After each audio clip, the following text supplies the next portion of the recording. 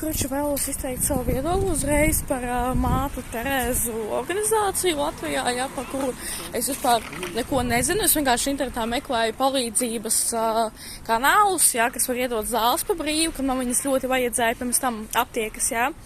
Un atradu, kurš tādu tā kā kanālu, jā, saziņu tīklu. Un īsā sakot, viņas, nezinu, pēc raksta no kaut kāda šitā te pogu telefona, jā, kas viņām stāv ofisā, un viņi atraksta vai nu 2 dienā, vai nu kaut kur ap 4 vakarā, jā, vai pus 5. Un viņi raksta angliski, jā, bet atnāca kaut kādas 2 mūķenes uz to vietu, kur es pašlaik dzīvoju. Un runā, karoči, gan angliski, gan krieviski. Un īsā sakot, saprastīju šo pieredzi, kā ritēja komunikācija ar viņām. Un kā vispār bija ar šiem cilvēciem runāt. Īsā sakot, es uzreiz saprotu, un es uzreiz saprotu savu kļūdu, ko es, protams, kā bērns, kas dzīvoja vidē ar tādiem pašiem pieaugušiem, kas nāk no šīs pašas, minētās paudzes, ko es te gribēju minēt, jā, PSRS paudzes, jā, laikiem, dzīvojot, nevarēju, tā kā, zināt, jā, un šo informāciju es nevarēju zināt, un es nevarēju arī mainīt tos cilvēkus, kas man bija apkārt, tāpēc es domāju, ka, tas ir viss, kas var būt pasaulē, jā, šie tipi cilvēki, jo es ar tādiem uzaugu. Un izsaskot, šīs mātes Terēzes ir tādi paši cilvēki no tādām pašām paudzēm, tādām pašām PSRS paudzēm, vai pat vēl vecākas paudzes, jā, kā Ome mana, vai tur vien bija kā Ome manējā, un otra bija kā māte, jā. Lūk, un es viņām sāku stāstīt par savu pieredzi, jo viņas pašas man sāk uzdot jautājumus par manu ģimeni, jā, par to, par darbu un tā tālāk, es visu viņām aprakstu. Un pats smieklākais tas, ka viņas atbild tik šausmīgi tādas skripta atbildes, jā, kuras es jau tā kā zināju, ka es dzirdēšu, jā, un es tā ko oriģinālāku nevarēju iedomāties un nevarēju arī beigās dzirdēt, jā, savās ausīs. Un, piemēram, es tā īsumā aprakstīju šajā jautājumā par darbu. Es viņām aprakstu, ka jā, es dzīvoju uz haļavu līdz 19 gadiem, es neredzēju vajadzību strādāt, jo man bija nauda, maz bija naudas, protams, jā, bet kaut kāda bija, gan dzīvojot ar senčiem, gan arī ārpus senčiem. Pietika nauda izdzīvošanai, tad man nebija jāstrādā. Un sakarā ar darbu, jā, es nekad esmu strādājusi, tāpēc, ka es baidījos strādāt mēnešu darbu pirmoreiz dzīvē, tā kā pirmoreiz dzīvē sākt uz kaut kurieni iet, un kaut ko darīt, 8 stundas vismaz, es neesmu slings cilvēks, bet es baidos no tomēr kaut kāda nezināmā, jā. Un tīpaši pēc tā, kad es pazaudēju stabilitāti savā dzīvē, līdz ar to es pazaudēju savu dzīves enerģiju un vispār motivāciju kaut ko darīt, ja, man iekšēji pazuda tā pārliecība, ka es varu kaut kur iet un kaut ko vienkārši darīt, un es pat nedomāšu, vai tas būs gūt vai tā, ja man agrāk bija šī spēja, bet tad man viņa pazuda, jo dzīves enerģija samazinājās ar stresu un sliktu dzīves kvalitāti. Tagad man viņi ir pamazām atgriežās. Un es viņām stāstu, jā. Un pirmā skripta atbilde bija tāda, kāpēc tu domā, ka tu vari nestrādāt, jā. Un, tavs vecums ir tāds, ka tu vari strādāt un nestrādāt uz vecāku kakla. Un runa pat neiet par to, ka tas nav pat juridiski nepareizi, vienkārši, kāpēc tev ir jāatbild tieši šis reāli? Es jau zināju, ka tu to teiksi, tas ir par to, jā.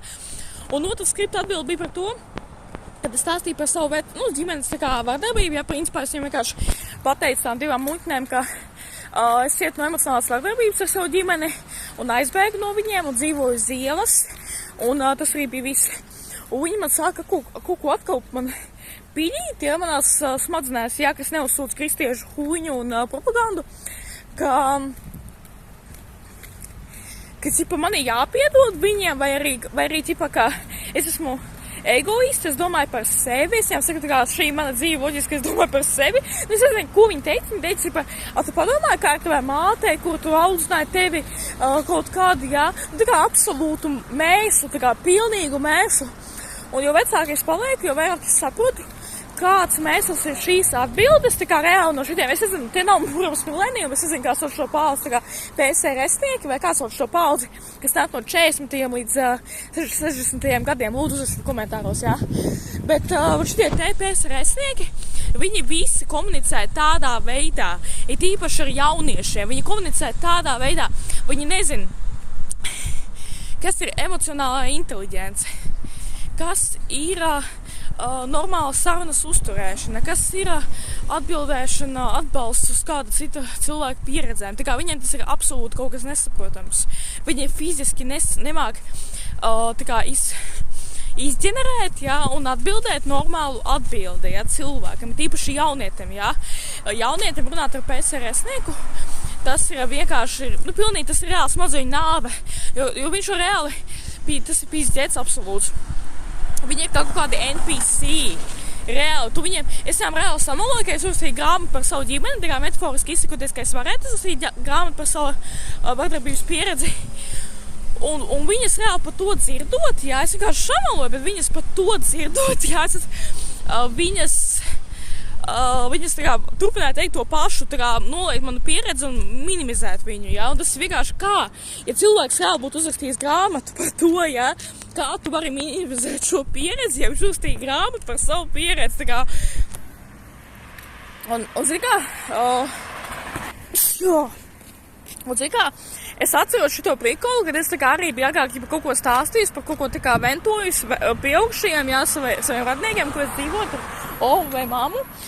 Un es tā kā arī izteicu kaut kādus meliņus, tādus bautus, ka tu, es pat izdarīju šito, es pat izdarīju to, lai vienkārši paaugstinātu to pieredzi, par ko es stāstu. Un lai viņi izskatītos tā kā spilgtāk un redzēt, vai viņi arī tad viņu nolieks, es tā kā pateikšu to un to, Un viņi arī to darīja.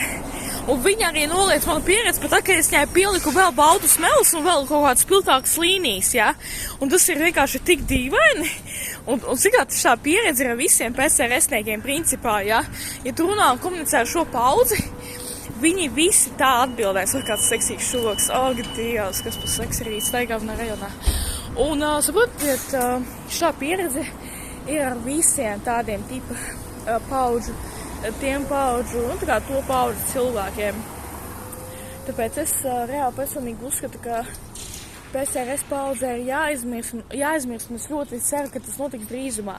Bet, ja kurā gadījumā es būšu liecinieks tam, es vienkārši pametīšu Latviju tuvākajā laikā, kad man būs iespējas ļoti pamest Latviju nereāli. Es sapratu, ka mana dvēsele ir citā valstī, un es gribu savu dzīvi saistīt ar pilnīgi citu valstu un mentalitāti un cilvēku vairumu, absolūti citu. Tāpēc, ka ar tādu huņu es negribu dzīvot vienā valstī, šitādām dalbu jokām kaut kādām. Tā kā, Un jūs vēl zināt, ka es esmu ļoti inteliģents cilvēks, jo es māku runāt bez nekādiem mamu vārdiem, absolūti. Es šajā video, man liekas, līdz šim momentam nevienu mamu vārdu nelietoju un izmantot kuņa, bet kā es varu mierīgi runāt tīrā valodā, vienkārši izmantoju mamu vārdu spiltumam, un kā jūs zināt, daudz žurnālisti arī to dara. Tā kā, Un man vispār gribētos būt